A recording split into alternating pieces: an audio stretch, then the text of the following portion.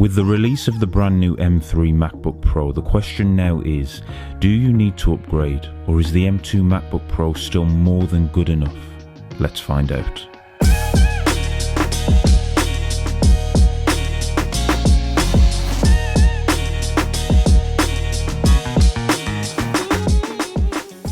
In the design department, these MacBook Pros share the same elegant form factor, but there's one noticeable difference in aesthetics. The space grey M2 MacBook Pro in this video maintains that classic understated MacBook look, while the space black M3 version takes things up a notch with its stunning darker finish. It's a matter of personal preference, but for me the space black M3 adds an extra touch of sophistication to an already iconic design. Whether you want to blend in or stand out, this design choice sets the two apart. Having seen photos and videos of the new space black colour online, it is definitely the colour I will be going for, so if you're interested in seeing me unbox this laptop next week, then get subscribed and stay tuned to the channel.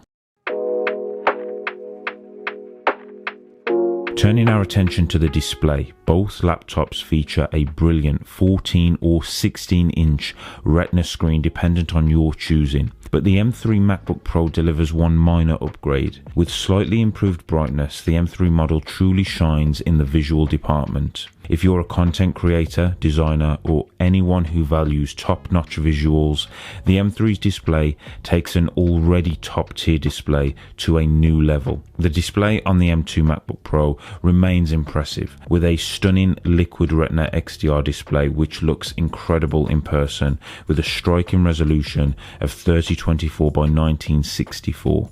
Its capacity to render over 1 billion colours makes this one of the best panels you can use, and it is perfect for professionals who depend on having the very best display to get work done. It is worth saying, if you're an M2 Mac owner, the incremental brightness boost might not warrant an upgrade. Now, let's talk performance. The M2 MacBook Pro already packs a punch with its impressive M2 chip, delivering exceptional speed and multitasking capabilities. However, if you're handling demanding tasks like 3D rendering, video editing, or running resource-intensive software, the new M3 MacBook Pro's power becomes evident. With the introduction of M3, M3 Pro, and M3 Max, Apple have focused on improving processing and graphics power, and have tailored these chips for professionals and pro users who can benefit from the extra power. While the M2 holds its own, Apple have once again taken their M3 series of chips to a new level. When comparing the M3 Pro to M2 Pro, both chips offer a 12-core CPU. The M3 Pro chip has a balanced configuration with 6 performance cores and 6 efficiency cores. On the other hand, the M2 Pro chip emphasizes performance with 8 performance cores and 4 efficiency cores. This suggests that the M2 Pro chip may have an edge in tasks that require more processing power, which is an interesting decision on Apple's part, but we are going to have to wait and see when we have these Macs in person how they really perform. It goes without saying, both chips are powerful and suitable for a wide range of tasks. However, the choice between them will depend on your specific requirements. If you prioritize CPU performance, the M2 Pro might be more than good enough. However, if you require robust GPU capabilities and ray tracing, the M3 Pro is a compelling choice. Again, I think for those of you who are already using the M2 Mac, the improvements here may not be significant enough to require an upgrade unless you are really pushing your Mac, and if that's the case, then you already know upgrading is what you need. Turning our attention to the M3 Max and M2 Max chips, these represent Apple's most formidable offerings in their MacBook Pro lineup.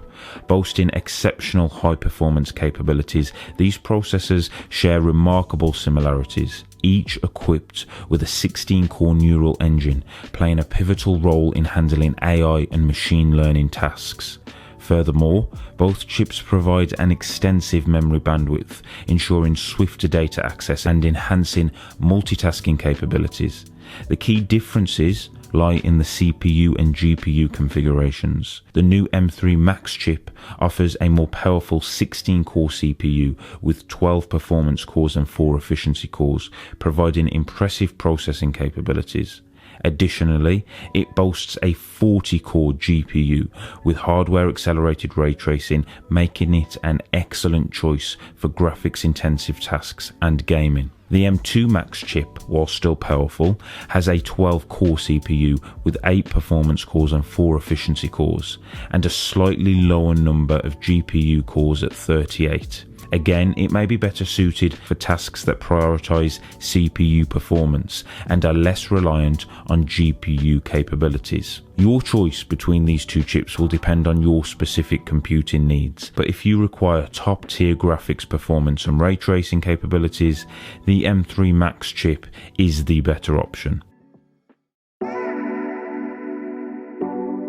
Battery life, a crucial factor for those on the move and something that I will know more about when I get the new M3 Mac in hand. However, on paper, the M3 MacBook Pro offers the same respectable battery performance as M2, meaning you should get through your workday with ease.